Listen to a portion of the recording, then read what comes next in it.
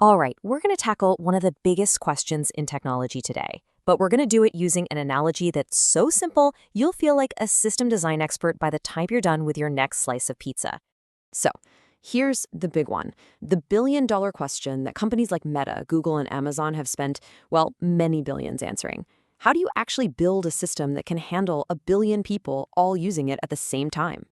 Well, the answer, believe it or not, starts right here. Yeah, you heard that right. Forget about servers and code for a second. We are going to build our billion-user system by opening a pizza parlor. You know, every tech giant and every great pizza empire starts small. In our case, it's just one person, our master chef, running the whole show.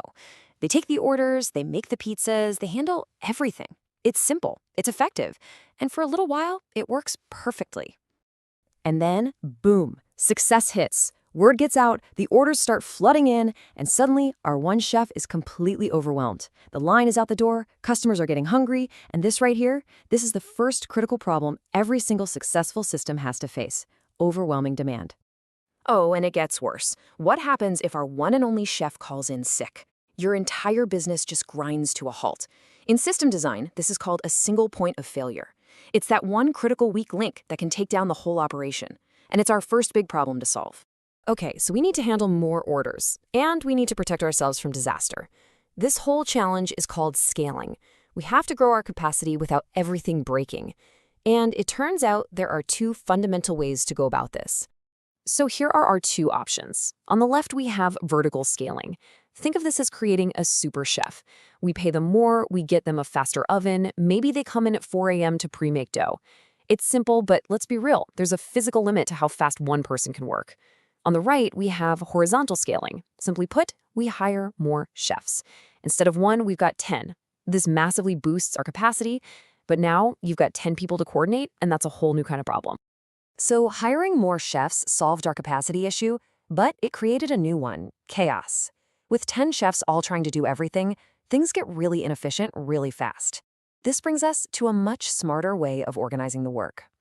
Think about it, not all orders are the same, right? Some customers want a complex 4-topping pizza. The next person just wants an order of garlic bread. Should every single chef be responsible for making everything? It's just not an efficient way to work. The solution is to create specialists. This is the core idea behind what's called a microservice architecture. We create a dedicated team for pizzas. They are the pizza experts. And we have another team for garlic bread. Now, when a pizza order comes in, it goes straight to the pizza experts. This simplifies everything: training, updates. The entire workflow becomes cleaner. And this is where it gets really powerful. Let's say on a Friday night, pizza orders go through the roof, but garlic bread demand is just normal. We can just add more chefs to the pizza team without touching the garlic bread team at all. We can scale each part of our business independently. That's efficiency. So our shop is running like a well-oiled machine. It's scalable, it's specialized, we're feeling pretty good. But we're still vulnerable. We plan for a chef getting sick, but what about a disaster that affects the entire kitchen? I mean, think about it. What if the power goes out on the whole block? It doesn't matter if you have 100 chefs working. If there's no electricity, you're out of business.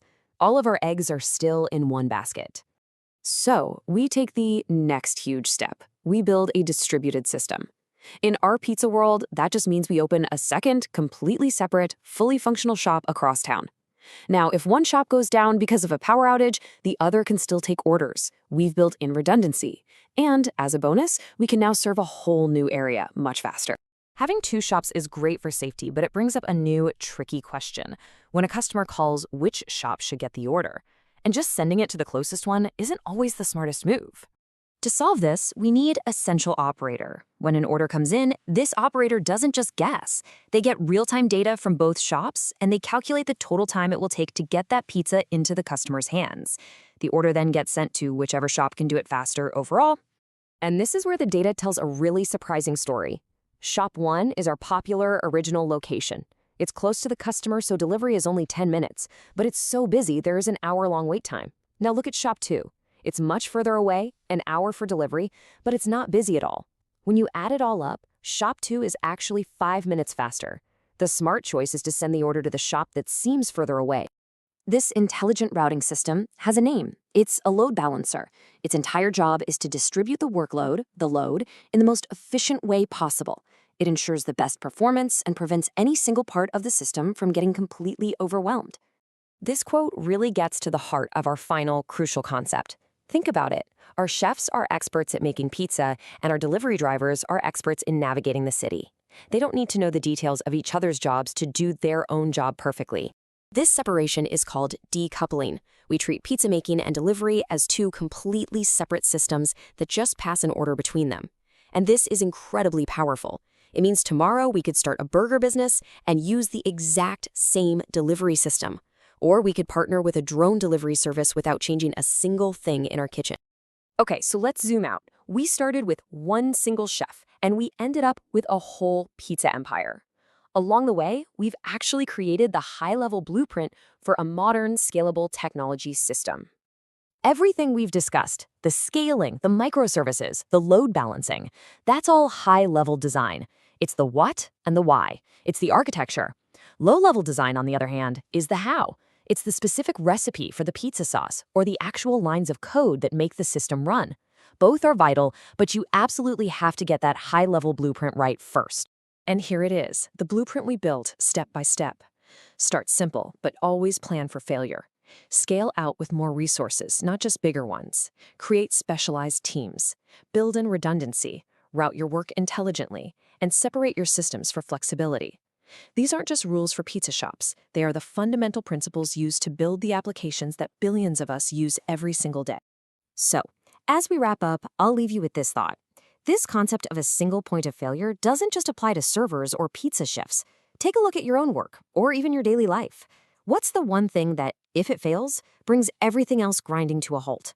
And more importantly, what's your backup plan?